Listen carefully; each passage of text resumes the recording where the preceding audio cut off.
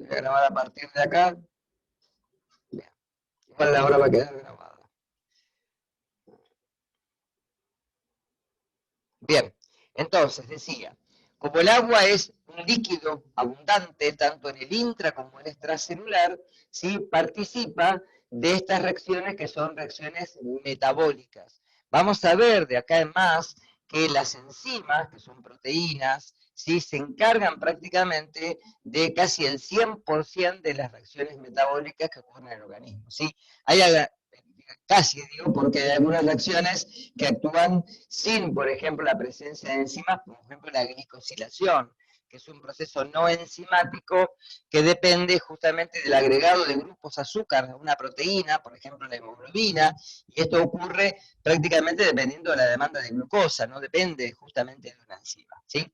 Pero la mayoría de las reacciones metabólicas que conocemos, ¿sí? Tienen rutas que están involucradas las enzimas. Y justamente el agua es uno de los, ¿sí? Metabolitos que participan en la reacción enzimática. Muy importante esto porque para poder entender después cómo se dan estos procesos a nivel celular, a nivel metabólico. Bien. Fíjense, acá tenemos la distribución de agua en el cuerpo. Esto seguramente lo tienen que haber visto en anatomía, lo tomo como un repaso nada más, ¿sí? Cuando uno habla de compartimiento de los líquidos corporales, ¿sí? Una gran cantidad del líquido corporal es el líquido intracelular. ¿Por qué? Porque somos un conjunto de células. Los tejidos, recuerden que son conjuntos de células. Con lo cual, los órganos que están conformados por tejidos, los sistemas de órganos, ese gran volumen de nuestro organismo es prácticamente líquido intracelular, ¿sí? Otro aspecto es el líquido extracelular, el que baña las células. Y ahí vamos a hablar del líquido intersticial, es decir, el que está entre los tejidos y generalmente los vasos, en donde circula la sangre o la linfa. Y tenemos, ¿sí? Un líquido extracelular por excelencia, que es el plasma, el líquido que compone, ¿sí? Este tejido por excelencia, que es la sangre. La sangre, ustedes recuerden que es un tejido líquido, es decir, es un tejido que está formado por una gran cantidad de material extracelular, que es el plasma, y las células, que son los glóbulos rojos o eritrocitos, los glóbulos blancos o leucocitos, y las plaquetas o plaquetocitos, que son los que se encargan, los glóbulos rojos, de transportar el oxígeno, los glóbulos blancos de proveer la defensa del organismo, y las plaquetas de dar este aspecto en el cual cuando la sangre se extravasa, si sale del vaso o se injuria el vaso en su interior, ¿sí? Provee este mecanismo de coagulación, es decir, que la sangre ahora, ¿sí? Esa parte del líquido se va a transformar en un sólido, que es el coágulo, ¿sí? Que tapona la injuria y permite que justamente cicatrice. Bien, dentro de los líquidos en el extracelular hablamos de los transcelulares, o sea, algunos líquidos que están entre algunos que llamamos exudados o trasudados, donde hablamos del líquido cefalorraquídeo que está en el cerebro, el líquido del tubo digestivo, ¿sí? El líquido que está, por ejemplo, en el globo ocular, etc. Estos líquidos o cavidades son los que a veces, por ejemplo, pueden salir. Por ejemplo, un edema de rodilla, podemos ver que sale líquido sinovial, que es el líquido que está entre lo que sería el hueso y el cartílago. Es el que baña justamente al cartílago y le permite de que en esa estructura haya una amortiguación a los golpes. Por eso, por ejemplo, podemos correr, en donde justamente el líquido acompaña al cartílago para que no haya fricción entre hueso y hueso. ¿Se va entendiendo esto? Esto lo tienen que haber visto en la anatomía, por eso lo tomo como un repaso. En el tema de ingestión y excreción de agua, es muy importante que en los individuos haya una ingesta de agua que sea la adecuada, más por ejemplo, en verano que en invierno, porque justamente en verano perdemos mucho líquido por la evaporación a través de la piel, por la transpiración. La carne es un poco menor, y la oxidación metabólica que también se da cuando vamos a ver la parte del ciclo de Krebs, que en toda la oxidación se genera agua, porque en los productos finales de la oxidación, por ejemplo, tanto de los hidratos de carbono como de los lípidos, Como el último aceptor, vamos a ver que es el oxígeno, ahí con los protones del medio se forma agua. Una cantidad de agua bastante importante, fíjese que aproximadamente es medio litro de agua.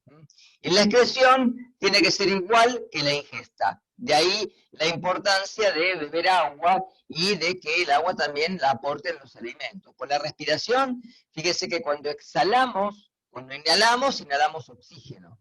Y cuando exhalamos dióxido de carbono, pero el dióxido de carbono no sale solo, sale con agua. Es decir, si ustedes se fijan en invierno, si exhalan en el ambiente van a ver el vapor de agua como se condensa, ¿sí? Y esto implica que estamos perdiendo agua. Prácticamente, ¿sí? La misma agua que se obtiene por la oxidación metabólica. Es lógico eso, ¿sí? Por transpiración o por evaporación, esto va a cambiar si estamos hablando de verano o invierno. En la orina se pierde una gran cantidad. Fíjense que el riñón nuestro logra filtrar, ¿sí?, una cantidad de 180 litros de plasma por día. Es muchísima la cantidad de líquido que pasa por el riñón, ¿de acuerdo? Por eso que los riñones son importantes como elementos de la regulación hídrica, porque parte de la función del riñón es mantener prácticamente constante el agua corporal, ¿sí? Por las heces se pierde una menor cantidad, ¿sí? Va dependiendo también fundamentalmente de la ingesta de alimentos, ¿sí?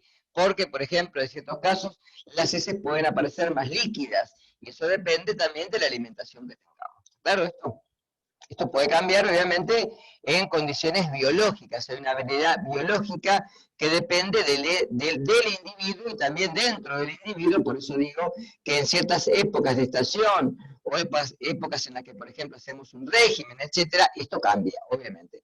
Pero el balance, fíjense, que tiene que ser el adecuado. Por eso hablamos de, sí, homeostasis, es decir, que todo lo que entra en el organismo también sale. Y por eso hay que mantener un equilibrio entre la ingesta y la excreción de agua en el organismo. Bien, vamos a pasar un poquito a la estructura de la molécula de agua. Como ya vimos en la clase pasada, que habíamos hablado de los elementos de la tabla periódica, cuando reaccionan hidrógeno y oxígeno para formar esta estructura, que no es única, porque también puede formar peróxido de hidrógeno, pero es la más abundante en el planeta, que es el agua. El agua está conformada por la unión covalente, es decir, enlaces que se comparten entre dos átomos de hidrógeno y un átomo de oxígeno. Ahora, debido a que el oxígeno tiene 6 electrones en su capa externa, tiene 8 en total, 2 en la capa inferior, 6 en la capa externa, de ahí que su Z sea igual a 8, ¿sí? Esos 6 electrones, ¿sí?, necesitan, para poder completar el octeto, 2 electrones. Con lo cual, acá cada hidrógeno va a aportar un electrón y lo va a compartir con el oxígeno. Con lo cual, el oxígeno quedaría en su última capa con 8 y cada hidrógeno quedaría en su única capa con 2. El hidrógeno asimilando a la configuración electrónica del helio y el oxígeno asimilando a la configuración electrónica del neón. Gases nobles en la tabla, que son los que, según Lewis, tienden a asemejar estas configuraciones en los átomos para ser eléctricamente estables. ¿Está claro? Bien, ahora, o electrónicamente estables, que es lo mismo. Esto hace que ese par de electrones, esos dos pares de electrones, perdón, del oxígeno que no están enlazados, hagan un fenómeno de repulsión con los pares de electrónicos que sí están enlazados, que son los que comparte con el oxígeno. Con lo cual, la molécula no es lineal, sino que tiene una forma de triángulo, una forma plana triangular. Y esto forma esta estructura con un ángulo de repulsión de 104,5 grados, es decir, en el ángulo de 180 que uno supondría que tendría que dar, como por ejemplo la forma de la molécula de dióxido de carbono. ¿Por qué es importante esto? Por dos razones. La primera es porque el oxígeno, al ser más electronegativo que el hidrógeno, le atrae sus electrones a sus núcleos. Y el hidrógeno se ve parcialmente, y ojo que no es carga parcial, deficitario en ese electrón. Esto, de alguna manera, termina con una densidad de carga positivo para cada hidrógeno. El otro lado de la molécula con sus electrones no enlazantes del oxígeno, genera una densidad de carga negativa. Y esto, como lo ven ahí, forma un verdadero dipolo. ¿Por qué dipolo? Porque tiene dos polos, un polo positivo y un polo negativo. Con lo cual, la molécula de agua es una verdadera estructura polar. De ahí que disuelve sustancias polares como las sales, ¿sí? Por ende, al ser una sustancia polar, puede disolver o solvatar sustancias polares, pero ojo, no puede disolver sustancias apolares. Por eso la grasa o el aceite no se disuelve en agua. ¿Queda claro esto? Si yo, por ejemplo, pongo en un recipiente aceite y agua, el aceite queda en la parte superior porque es menos denso y el agua queda en la parte inferior porque es más densa. Con lo cual, si yo veo la interfase, veo que los líquidos no se mezclan, son invisibles. De ahí que, por ejemplo, para lavar los platos utilicemos detergentes. ¿Por qué? Porque tenemos que fragmentar la grasa para poder retirarla del plato. ¿Está claro? Por eso se dice en la jerga química que siempre lo similar disuelve a lo similar. Es decir, las sustancias polares se disuelven en solventes polares. El agua, las sustancias apolares o no polares se van a disolver únicamente en sustancias apolares. ¿Quedó claro hasta acá? ¿Seguro? Si no, repito algo. Pregúntenme lo que necesitan. Porque eso tiene que quedar claro justamente para lo que viene ahora. Bien, ahora, esta es la estructura dentro de la molécula. Esto es lo que se conforma dentro de la molécula. ¿Qué pasa fuera de la molécula? ¿Sí? Esto es lo que dije recién. La mayor neutralidad del oxígeno con respecto al hidrógeno hace de que la distribución asimétrica haya que se formen justamente dos estructuras distintas y esto forma un dipolo. Ahora, dentro de este apartado, los hidrógenos que quedan deficitarios en electrones pueden formar un enlace intermolecular con un oxígeno de una molécula de agua vecina. Como el enlace se establece entre un hidrógeno y un par electrónico de otra molécula separada, se habla de enlaces puente de hidrógeno. Y son los enlaces que forman las moléculas de agua. Es decir, si yo pudiera separar una pequeña molécula de agua en el seno del líquido, esta molécula de agua, miren por favor la filmina, se va a unir a una, dos, tres, cuatro moléculas de agua más. Es decir, en el seno del líquido, cada molécula de agua se haya unida por cuatro enlaces puentes de hidrógeno a otras cuatro moléculas más. Y así sucesivamente. Y esto conforma una estructura muy estable. Por eso es que para poder vaporizar el agua, ¿qué quiere decir vaporizarla? Hervirla. Tenemos que llegar a una temperatura a nivel del mar de aproximadamente 100 grados centígrados. ¿Sí? ¿Por qué digo a nivel del mar? Porque si yo me voy a una montaña, me voy a mayor altura, como tengo una menor presión atmosférica, el agua necesita menor energía para poder hervir y va a hervir a menor temperatura. En cambio, si me voy a un abisal, a una profundidad donde la presión atmosférica ahora es mayor, ¿sí? El agua va a hervir a una mayor temperatura, no a menor. ¿Está claro esto? Bien. Ahí tenemos lo que es el puente de hidrógeno, ¿ven? Entonces, entre el hidrógeno de un lado de la molécula y el oxígeno de otra molécula vecina, se establece un enlace puente de hidrógeno. La pregunta, ¿este enlace es fuerte? Sí, es fuerte.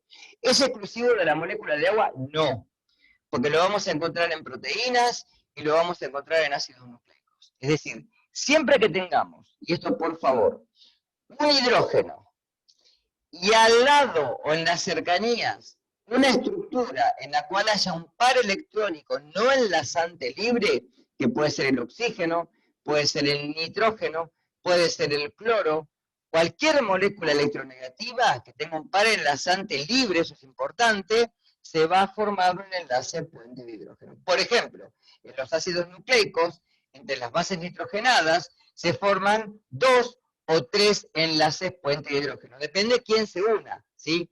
Si se une adenina con timina, son dos enlaces puente de hidrógeno, y citosina con guanina, son 3 enlaces puente de hidrógeno. Eso hace que la estructura del ADN sea una estructura altamente estable. Es decir, que estos enlaces, obviamente, refuerzan la estructura molecular y la hacen mucho más estable y mucho más firme a los cambios de temperatura. ¿Sí? Bien. Ahí los tienen, lo que acabo de mencionar recién. Fíjense, una molécula de agua que se une a 1, 2, 3, 4 moléculas más. ¿Sí? La pregunta es, ¿esto ocurre en toda la masa del líquido? La respuesta es no. Solamente ocurre en las que están debajo de la superficie. ¿Por qué? Porque si yo tengo una molécula que se encuentra en la superficie del líquido, solamente va a estar unida a 2 enlaces puente de hidrógeno. Los otros 2 no, porque está en la atmósfera. Por eso que el agua se evapora. El agua se evapora a temperatura ambiente. Es decir, si dejo un vaso con agua arriba de una mesa, voy a encontrar que a los 2 o 3 días el vaso está vacío. Sin que nadie se haya bebido el agua se evaporó. Es como si le hago un piso y veo que el agua se evapora. Es decir, no necesita hervir, sino que a temperatura ambiente las moléculas que están en la superficie del líquido van alcanzando la energía necesaria para pasar a la fase vapor, y de ahí que el agua se evapora. Y las moléculas que están por debajo ahora van a pasar otra vez, ¿sí? Por una cuestión de, ¿sí?, de pasaje en lugar a la superficie del líquido y se van a evaporar. Por eso el agua se evapora continuamente, por eso la ropa se seca cuando la tendemos, o por eso un piso se seca cuando lo lavamos. ¿Queda claro esto? Y también el agua se evapora de nuestra superficie, ¿sí? Que eso en nosotros tiene una acotación que después la voy a mencionar. Acá me acordé si no me lo menciono, porque eso es muy importante para retener el calor corporal, o para enfriarnos. Ahí tienen, lo que les dije recién, el enlace no es exclusivo de la molécula de agua, ¿sí? Cualquier hidrógeno que se encuentre unido a un elemento electronegativo, como el nitrógeno, el oxígeno, el flúor, etc., y al lado haya otra molécula vecina con un par electrónico libre, puede formar enlaces puente de hidrógeno. Enlaces que, a pesar de que son enlaces intermoleculares, son de los considerados más fuertes, porque tienen que, hay que agregar mucha energía para poder romperlos, ¿sí? Propiedades físicas y químicas del agua. Primero, el agua tiene algo paradójico. Y presten atención en esto. Cuando el agua es líquida, nosotros sabemos que es líquida entre qué rango de temperatura, entre 0 y 100 grados centígrados. Sí, a nivel del mar, el agua pasa al estado sólido, es decir, se solidifica a 0 grados centígrados y pasa al estado gaseoso, se vaporiza a 100 grados centígrados. ¿Por qué? Por lo que dije recién. Solamente en la vaporización, no solo las que están en la superficie, sino las que están en la masa, en el seno del líquido, que son esas burbujitas de agua que ven cuando hierve el agua, son las que pueden pasar a la fase gaseosa. Y ahí pueden pasar todas, no solamente las que están en la superficie. De ahí que en la vaporización, cualquier molécula pueda pasar a la fase gaseosa. Ahora, ¿qué pasa cuando el hielo se solidifica? Los enlaces puente de hidrógeno en la molécula de agua son móviles. ¿Qué quiere decir que sean móviles? Que los enlaces se van rompiendo y uniendo constantemente. Eso provoca que el agua, en estado líquido, tome la forma del recipiente que lo contiene. Escúchenme acá. Un sólido tiene forma propia, ¿no? Si yo tengo una piedra, un cubo de hielo, tiene forma propia. Si yo pongo agua en el freezer y se congela, cuando saco el cubito, si lo puse en un vaso va a tener un tamaño, y si lo puse en una cubetera va a tener otro. Pero el tamaño es el del molde, y lo va a mantener. Si yo lo saco, el cubito de hielo va a mantener ese tamaño, esa forma. Tienen forma propia. Los líquidos no tienen forma propia. Adoptan la forma del recipiente que los contiene. Y los gases no solo no tienen forma, sino que ocupan todo el volumen del recipiente, porque es el estado más caótico. En el líquido, los enlaces puente de hidrógeno se rompen y se enlazan constantemente. Y esto depende de la temperatura. Si yo le agrego más calor, si aumenta la temperatura, va a aumentar la frecuencia en los que esos enlaces se rompen y se vuelvan a unir, pero siempre va a ser líquido hasta que alcance el estado de vapor, donde ya en el vapor no existen enlaces puentes de hidrógeno. No hay. Las moléculas en el vapor, y por favor anótenlo, están sueltas, están totalmente desunidas. No hay uniones entre las moléculas del gas. En el líquido, por lo que vimos recién, sí están unidas. Ahora, ¿qué pasa en el sólido? Cuando llegamos al sólido, los enlaces puente de hidrógeno, que antes eran móviles, ahora se empiezan a fijar. Es como si las manos se comienzan a, de alguna manera, a entrelazar y no se van a soltar ahora. Eso provoca que en los espacios que antes había para esas intermitencias en los envases, ahora son fijos. Y esos espacios hacen de que el volumen aumente. Por eso ese comportamiento anómalo del hielo, en donde ahora el hielo ocupa un mayor volumen, pero la masa es la misma. Con lo cual, si la densidad es la masa sobre el volumen y aumenta el volumen, fíjense que está en el denominador, disminuye la densidad. Es decir, el hielo flota en el agua. Y es el único sólido que en estado sólido es menos denso que el líquido. Por eso, en los océanos y en los mares, cuando se congelan, el hielo se congela solamente en la superficie, permitiendo que en el lecho marino haya vida. ¿Queda claro esto? Porque justamente el alto calor específico que vamos a ver del agua impide que se forme hielo a cierta profundidad. Y esto permite la vida oceánica. Y es muy importante entender que justamente el calor específico del agua y los enlaces puente de hidrógeno, al fin y al cabo, son los responsables de este comportamiento tan característico de la molécula de agua. ¿Sí? Lo que dije recién, elevado calor específico. ¿Qué es? El calor específico es la cantidad de energía en forma de calorías, porque el calor es una forma de energía. Y eso lo vemos constantemente. Yo estoy hablando con usted y al lado tengo un calefactor eléctrico, porque si no el comedor es un hielo, ¿sí? Y eso hace de que el calor fluya de donde yo estoy yo, que hay menor temperatura, donde está el calor, que hay mayor temperatura. El calor siempre fluye de esta manera. De donde está una mayor cantidad, ¿sí?, de masa térmica, es decir, mayor temperatura, a donde hay menor, ¿sí? Ahora, el agua tiene un calor específico altísimo, 1 caloría por cada gramo de grado centígrado. ¿Qué quiere decir esto? Que para elevar 1 gramo de agua en 1 gramo centígrado necesito 1 caloría. Fíjense esto, los metales, por ejemplo, tienen calores específicos muy bajos. Es decir, que por ejemplo, el hierro, el cobre, etcétera, tienen calores específicos que van de 0,17, 0,11, 0,09, mucho más bajos que el agua. Y esto es por lo que ustedes un día van caminando por la calle en verano y hay un charco de agua y hay una baldosa de, por ejemplo, de hierro, no van a pisar la baldosa de hierro porque si estaba a 35 grados de temperatura, la baldosa va a estar muy caliente y se van a quemar y en cambio el agua va a estar tibia. ¿Sí? ¿Por qué? Porque le tengo que agregar mucha cantidad de calor para elevar la temperatura. ¿Por qué es importante esto? Porque nos permite retener calor. Como así retiene calor, o que modifica muy poco la temperatura, y eso lo vemos acá en Mar del Plata. Los que son de Mar del Plata, fíjense que cuando llegamos a diciembre nos queremos meter al agua, el agua está helada. ¿Por qué? Porque justamente es una zona en la cual necesitamos una corriente que venga del norte, que venga de Brasil, que es una corriente cálida, que ya en enero aproximadamente comience a entibiar el agua. Pero el agua siempre es generalmente fría, ¿sí?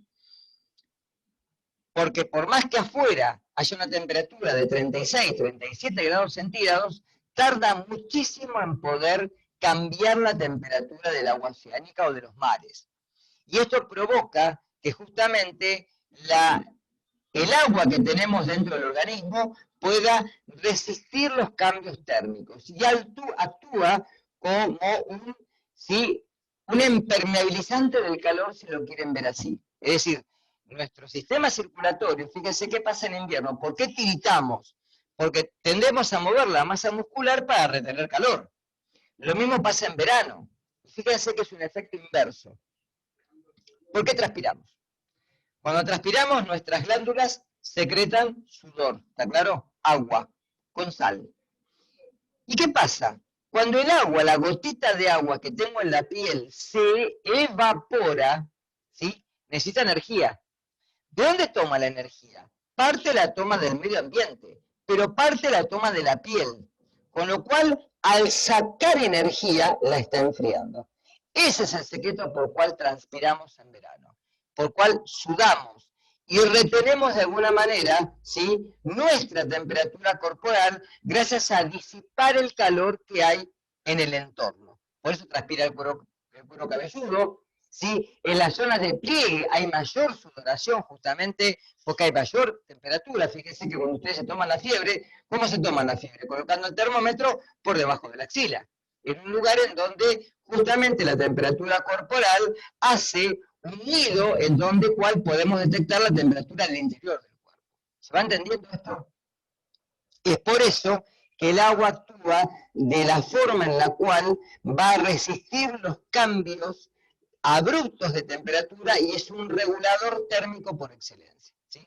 Debido justamente a los enlaces puente de hidrógeno, porque necesita mucha energía para cambiar su estado cinético, su estado de velocidad, ¿sí?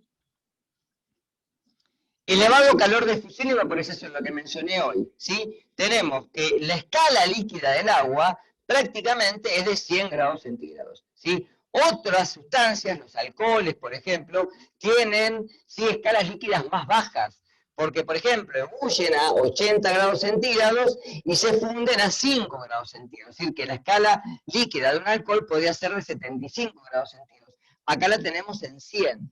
Y esto forma de que el agua va a hervir a una temperatura muy alta, pero también va a fundir a una temperatura muy baja, ¿sí? Necesito retirarle mucha energía al agua para poder solidificarla, pero también necesito agregarle mucha energía al agua para poder pasar a la fase de vapor. El elevado calor de vaporización, fíjense que por cada gramo de agua necesito prácticamente 540 calorías. Y para poder fundirla necesito 80 calorías. Es decir, que son calores elevadísimos. Y eso, por ejemplo, va a hacer lo que nosotros podamos mantener una temperatura corporal en relación a la temperatura del medio ambiente. Por eso podemos, ¿sí?, disipar el calor a través de la exudación o mantenerlo a través de la aceleración de la frecuencia cardíaca y el gasto cardíaco, ¿sí? Como disolvente. Como disolvente se considera el agua como el disolvente universal. ¿Qué quiere decir universal? Que prácticamente todas las sustancias, desde las iónicas hasta algunas sustancias orgánicas, se pueden disolver en agua, ¿sí? No las grasas, pero sí, por ejemplo, los aminoácidos, los alcoholes, los hidratos de carbono, vamos a ver que son solubles en agua. Y esto hace de que justamente en el intracelular, en el citoplasma, encontremos hidratos de carbono como glucosa, encontremos aminoácidos en el pool de aminoácidos, etc., ¿sí? Además, puede establecer uniones que hacen de que se pueda solvatar, por ejemplo, las sales. El cloruro de sodio en nuestro organismo se encuentra solvatado, es decir, el sodio se encuentra rodeado por moléculas de agua, como catión sodio, y el cloruro también se encuentra rodeado de moléculas de agua por las, como anión. Y esto es porque tiene una constante dieléctrica muy alta. ¿Qué es la constante dieléctrica? La capacidad de una sustancia de separar iones de carga contraria. Por eso las sales se disuelven fácilmente en agua. No todas, pero la mayoría sí. ¿Sí? Digo no todas, porque ustedes van a leer, por ejemplo, el cloruro de plata es insoluble en agua. Sí, pero la mayoría de las sales se pueden disolver en agua. Disolvente de moléculas anfipáticas. ¿Qué quiere decir anfipático? Antipático puedo llegar a ser yo. Anfipático quiere decir que exhibe doble polaridad. Doble polaridad, ¿por qué? Por ejemplo, un fosfolípido. Los fosfolípidos, que ya lo vamos a ver cuando lleguemos a la parte de lípidos, tienen una cabeza, que ahí la ven, que es una estructura polar, que es la parte del grupo fosfato con el aminoalcohol, y colas de ácidos grasos que son apolares.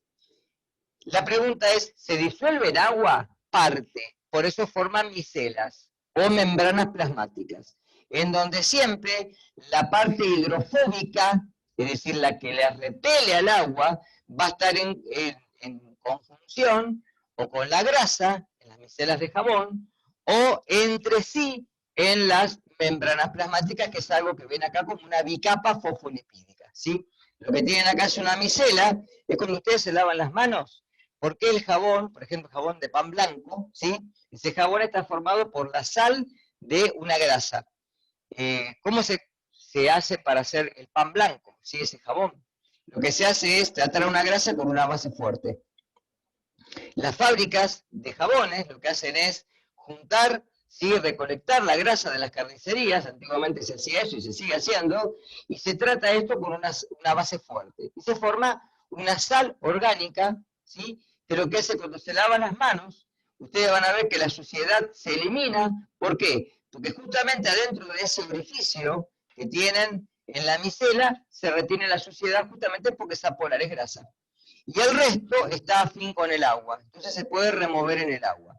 En el caso de las membranas plasmáticas tiene que haber dos capas, por eso que se enfrentan las colas de ácido grasos entre sí, y las cabezas, que son hidrofílicas, hidrofílico quiere decir afín con el agua, se van a contactar tanto con el agua extracelular como con el agua intracelular del citoplasma, ¿sí? Elevada tensión superficial. Esto es importante porque justamente esa elevada cohesión hace de que, como dije hoy, pueda ser un lubricante en las articulaciones, en lugares en donde el agua se pega a las superficies, se mantiene cohesiva y aumenta justamente la tensión superficial. Esto promueve, obviamente, que el impacto que sentimos cuando hacemos ejercicio sea mucho menor.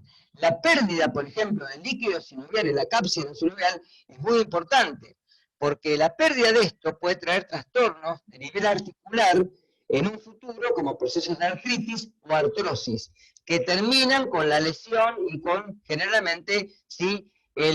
La destrucción del elemento, y esto genera generalmente una atrofia, y la atrofia puede generar enfermedad. Creo que ustedes van a ver en pacientes que se remitan a los consultorios para hacer fisioterapia, en los cuales hay que rehabilitarles esa artritis o tratar de paliar la artrosis. Por artrosis hay la información. ¿Estamos?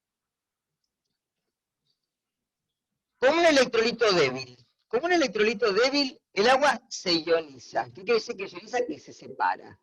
El agua puede generar, como es una sustancia que está dentro del apartado de las sustancias anfóteras, es decir, que se comporta como ácido o como base. Ojo que anfótero no es lo mismo que anfipático. Anfipático es doble polaridad. Anfótero es que se comporta como ácido o como base, de las dos maneras. Es decir, se separa ese hidrógeno ácido del hidroxilo con su carga negativa y se ioniza en forma, ¿sí? Digamos, natural. Por eso el agua, si yo mido, ¿sí? Con una tirita, el agua desionizada tiene pH 7, porque tiene la misma cantidad de hidroxilos que de protones, ¿sí? Cuando la cantidad de protones supera la de hidroxilos, el pH es ácido, y cuando la cantidad de hidroxilos supera la de protones, el pH es básico o alcalino. Ahí tienen la definición de pH. pH se puede estimar como menos el logaritmo de la concentración de protones o como el logaritmo de la inversa. Y es mejor verlo así, porque fíjense que si yo aumento la concentración de protones, como está en el denominador, ¿sí? El pH disminuye.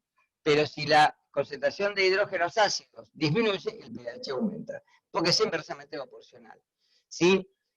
A escala de pH, el pH va de 0 a 14, donde 0 es lo más ácido, 14 es lo más básico o alcalino, y el pH neutro es el de 7. ¿Sí? Hay muchas sustancias en la naturaleza que tienen pH neutro, ¿sí? El agua, por ejemplo, pero en realidad los alimentos que consumimos, generalmente en Latinoamérica, son más de tipo ácido. El café, los cítricos, etcétera, son ácidos, ¿sí? Muy pocos son alcalinos como las almendras, por ejemplo. Moléculas polares y no polares, algo de lo que dije hoy. Una molécula es polar cuando de alguna manera esas moléculas pueden exhibir cierta carga parcial que les permite, ¿sí?, de alguna manera, cierta polaridad o cierta estructura de diferencia de cargas. ¿Cuándo son apolares? Cuando la diferencia de electronegatividad es cero, por ejemplo, molécula de oxígeno, molécula de nitrógeno, o bien cuando la simetría de la molécula hace de que no sea polar. Y lo que dije hoy, la regla de que lo similar disuelve lo similar. Esto es importante entenderlo. ¿Por qué? Porque, por ejemplo, el dióxido de carbono, el oxígeno que tienden ahí, ¿sí?, atraviesa libremente las membranas plasmáticas. ¿Por qué? Porque es apolar. Entonces, como la membrana en su gran parte es no polar, las deja pasar libremente. Y por consecuencia, las sustancias que son polares, los iones o las sustancias cargadas, como las proteínas, no pueden atravesar libremente la membrana plasmática. La pregunta es por dónde la atraviesan, y acá tienen que remitirse a transporte. La atraviesan o bien por transportadores, o bien por canales, si son siempre a favor del gradiente, o por bombas, si son en contra del gradiente electroquímico, ¿sí? Es decir, una bomba es como si fuera una bomba de agua. Bombea, lleva los iones en contra de su concentración. Es decir, donde están más diluidos a donde están más concentrados. Porque las sustancias se mueven libremente siempre a favor de concentración. De donde están más concentradas a donde están más diluidas. Ahí tienen algunas moléculas, por ejemplo, la molécula de glucosa, que ya la vamos a ver en detalle cuando lleguemos a hidratos de carbono, ya en 2 clases más. La molécula de etanol, el alcohol común, que también es polar por este grupo hidroxilo que tiene acá. La molécula de arginina, que es un aminoácido que exhibe, ¿sí?, este grupo carboxilo, este grupo amino y un grupo imino adicional, que son polares, o la molécula de ATP, ¿sí?, con los grupos fosfatos, que son grupos polares. Y moléculas que son apolares o no polares, como el colesterol, que ya lo vamos a ver, que es un lípido, la molécula de benceno, que es una sustancia orgánica que se utilizaba antes como desinfectante o para aclarar sustancias, hoy se considera un tóxico, y solamente en las reacciones químicas se usa. Los triacilglicéridos, que componen las grasas, que ya los vamos a ver, que son todas sustancias apolares, ¿sí? Y para terminar y darme pie para que lean para la semana que viene, un poquito de cómo forma el carbono estas estructuras que se denominan grupos funcionales. Vamos a hablar la clase que viene, para terminar aparte de este seminario que tienen ustedes de estudio, como que el carbono es la figura de la química orgánica. Toda la química orgánica está basada en el átomo de carbono porque se dice que es un elemento versátil. Es decir, que se puede adaptar a distintas condiciones y formar distintas estructuras moleculares que lo hacen el eje principal de la química orgánica. Fíjense que el carbono, ¿sí?, es una estructura que puede generar 4 enlaces a la vez. 4 enlaces simples, o puede generar un enlace doble y 2 enlaces simples, o un enlace triple y un enlace simple. Y siempre 4 enlaces cada carbono. De ahí que en la química orgánica se estudian primero los elementos que se dicen que son los hidrocarburos básicos, que son alcanos, alquenos y alquinos, y después los derivados oxigenados y nitrogenados. ¿Por qué derivados? Porque los alcoholes pueden derivar de los alcanos o de los alquenos perfectamente, ¿sí? Los éteres derivan de las reacciones entre alcoholes entre sí. Los aldehídos derivan de las reacciones de alcoholes por oxidación, igual que las cetonas, igual que los ácidos carboxílicos, ¿sí?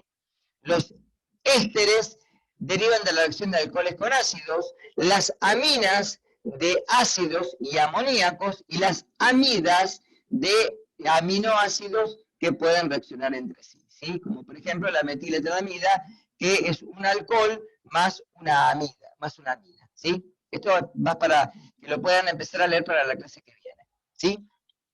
Estas estructuras son algunas de las que vamos a ver en las clases subsiguientes cuando empecemos con el metabolismo de las moléculas intermediarias, que son las que conforman, por ejemplo, el ciclo de Krebs, lo que conforman el ciclo de la urea, etc. Es decir, todas las reacciones metabólicas que luego terminan entendiendo cómo es el metabolismo intermediario. Bien, hasta acá. Bueno, consulta sobre la guía número 1. Vamos, escucho. Pongo voy a cambiar esto. Dejar de compartir, vamos acá. Bien. Bueno, acá pregunten. Voy a compartir la guía. Lo debo tener acá.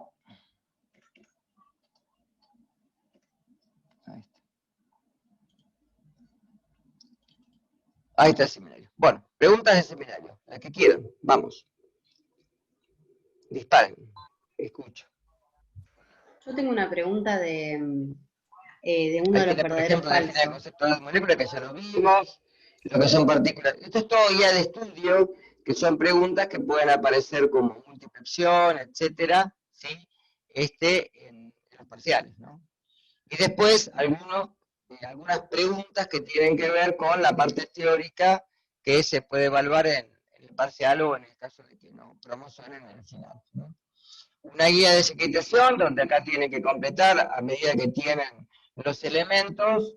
En esta tabla tienen todo, o sea que lo tienen que calcular a partir de la tabla, sin la tabla periódica, ¿sí? Y acá, valores de configuración electrónica. Esto es para números cuánticos. Esto, de última, esto no lo explicamos. Esto déjenlo. A ver, no, este no. No es números cuánticos, no. Me equivoqué yo. No, esto está Profe, de bien. ese yo tengo una consulta. Esto también, ¿Hola? ¿sí? En relación a la que es pasada, la tabla periódica. Esto también. O sea que pueden hacer hasta acá. Acá ya empiezan con grupos funcionales, que es lo que introduje hoy. Esto lo pueden hacer. Esto lo De ese pueden tenía hacer. una pregunta justo del 7, pero no, si no Esta es la llegamos teoría todavía. que hablé algo hoy. Sí, ya con esto pueden hacer prácticamente todo. Con la teoría que les digo. Sí, te escucho. No, no te escucho. Escribime por el chat o hablame, pero no, o no tenés el micrófono encendido o no te escuché. ¿Ahí me escuchás? Ahí tenés el micrófono ahora. ¿Ahí me escuchás? Yo te escucho, debe ser un problema de él. Sí, yo también escucho. Escriban en el chat. Yo mismo. Profe, ¿escuchás? Yo tengo abierto para leerlos. No, no escucho. Sí, escribime, dale.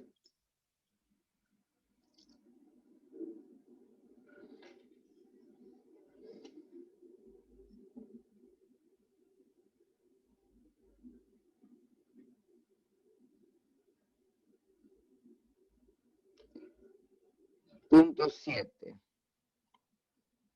¿Este? ¿Que tenés en pantalla ahora?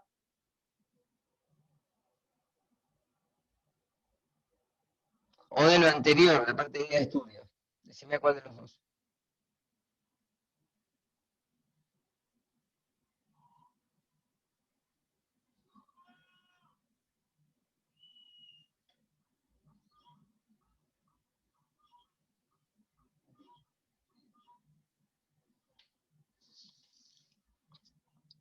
El 2. Te pregunta, ¿cuál de los siguientes valores no son posibles? ¿Sí? Vos tenés neutrones 20, protones 20. Ahora, fíjate que el número másico, ¿sí? No puede ser 20, nunca. Porque el número másico tendría que ser 40, ¿sí? El Z sí te coincide, porque la cantidad de protones es 20, eso estaría bien. Pero que para que A tenga un valor coherente, tiene que ser 40. Por eso no es posible, ¿sí? El segundo, N1, P1. Hasta ahí podría ser. Pero el Z tendría que ser 1, pero el A tendría que ser 2. ¿Sí? Este sería el deuterio, no el protio. ¿Sí? Es un isótopo del hidrógeno. El hidrógeno, recordad que tiene dos isótopos, deuterio y tritio. El deuterio tiene un neutrón, sería este, pero con un A igual a 2, no con un A igual a 1. ¿Sí? El C, el N, así lo hacemos todos. ¿Sí? El C es 120, 121. el P es 200 y el A es 200. El P nunca puede ser 200, pues la cantidad de protones tiene que ser 120. ¿Sí? Justamente para que 120 o 121 te dé la suma con neutrones para llegar a 200. ¿Está claro? Es decir, que lo que está mal ahí es P, hay que corregirlo. El D, si N es 4 y P es 3, ¿sí? Z es 3, A es 7, pero electrones tiene que ser 3. Porque si no la carga tendría que ser menos 3, y no puede ser menos 3 porque el litio solamente puede ceder un electrón. Es decir, que el E a lo sumo tendría que ser 3 o 2. Si es 3, el número de carga es 0. Si es 2, el número de carga es más 1. ¿Está claro eso? Para que sea el litio como catión litio. Si no, es imposible. Es decir, que ninguno de los números es posible por una cuestión lógica, ¿no? Están puestos para que vean cada caso, cómo va cambiando cada uno y cómo cada uno tiene que referir a los otros.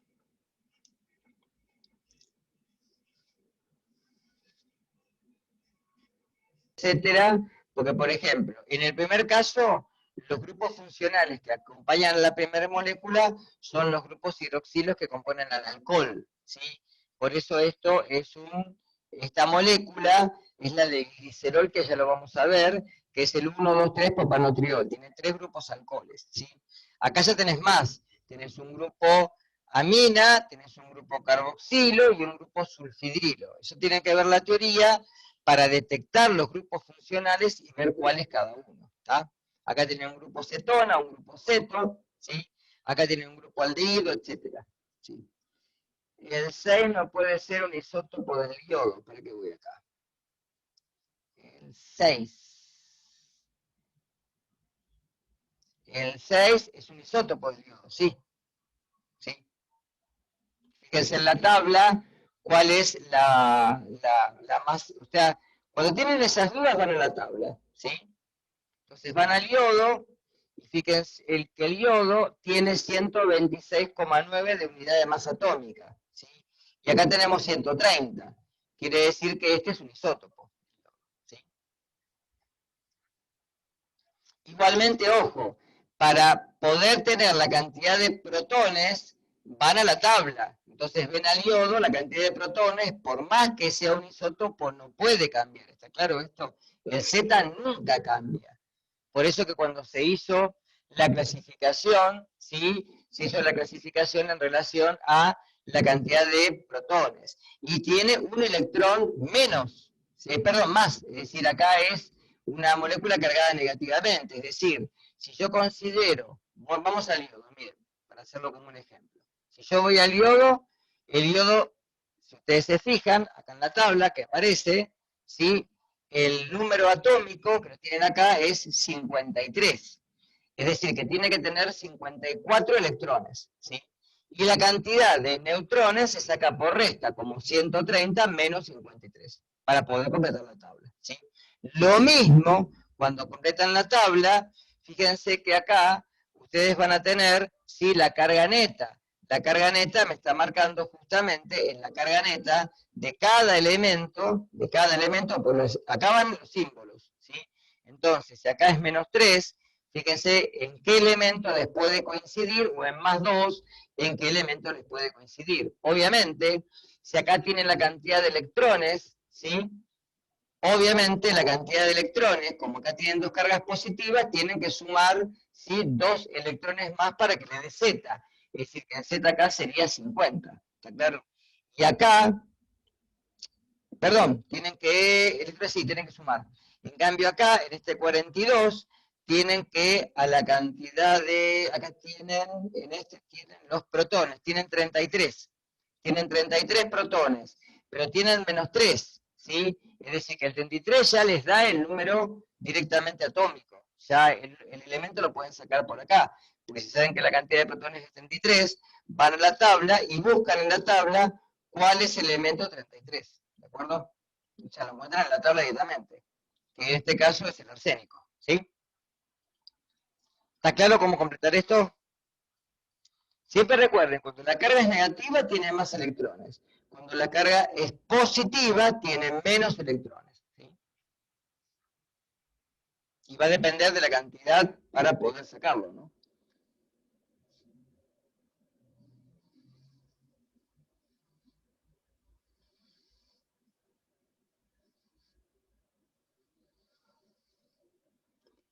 En realidad, yo no les mandé nada, tienen todo el material del año pasado. Pregúntenle a... Yo le mando un mail a Gonzalo después, ¿sí? Para que directamente busque los archivos del año pasado como los archivos del FEDUCHE 0 para que los tengan. Está todo en la plataforma, ustedes también lo pueden bajar a un pendrive y llevarles y decirles que se lo impriman, ¿sí? Pero yo después le mando un mail a Gonzalo para que lo tengan en cuenta, ¿sí? Del libro de cátedra, recuerden que usamos el FEDUCHI, pero para la primera parte pueden usar cualquier libro de química, cualquiera. El que tengan de la secundaria les va a servir para toda esta parte.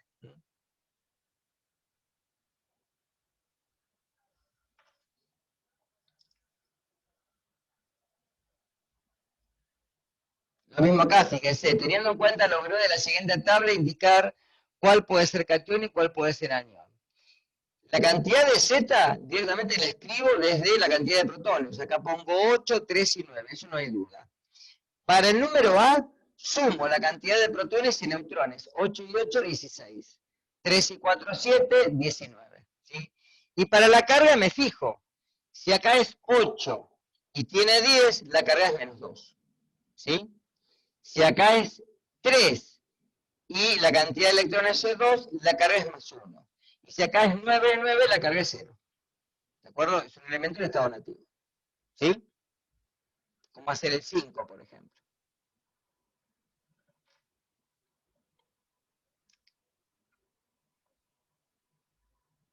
Para la clasificación, utilizan directamente la tabla. Lo ubican en la tabla. Recuerden que yo la semana pasada les mostré cuál era la clasificación de metales alcalinos, alcalino-térreos, elementos de transición, metales pobres, metaloides, no metales, gases nobles, inertes o raros, y los que están por debajo, elementos de transición interna. ¿Sí? Están extraídos de la tabla. Todos pertenecen al mismo grupo. 3. Todos. Es decir, que acá lo que hacen es buscar, por ejemplo, 12, van a la tabla y buscan quién es el 12. ¿Está? ¿De acuerdo? Entonces buscan quién es el 12. Es el magnesio. Entonces el 12 es un metal alcalino térreo. Que lo tienen acá. Y ponen la cruz acá directamente y listo.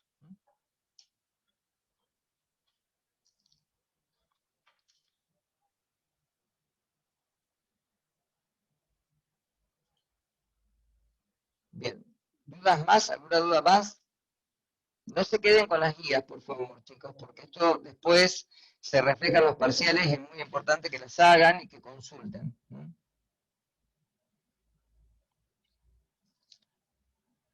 La semana que viene ya tendré que empezar a leer grupos funcionales y estructura del átomo de carbono para aprovechar la teoría.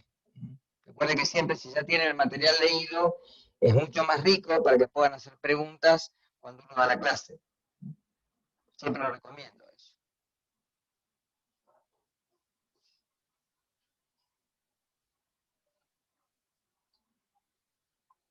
Bien, si no hay nada más, nos encontramos el martes que viene, a la misma hora. Recuerden que las clases van a ser 12:30, yo termino con la cátedra de introducción a la química de nutrición y después comienzo con ustedes. ¿Sí?